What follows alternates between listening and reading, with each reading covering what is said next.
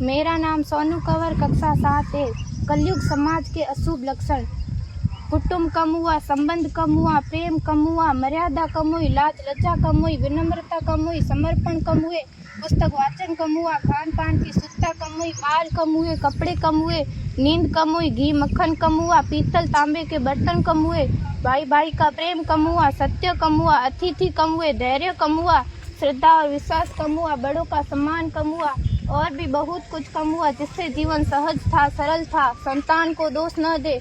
बालक या बालिका को इंग्लिश मीडियम में पढ़ाया, अंग्रेजी बोलना सिखाया। बर्थडे और मैरिज एनिवर्सरी जैसे जीवन के शुभ प्रसंगों को अंग्रेजी कल्चर्स के अनुसार जीना ही श्रेष्ठ माना।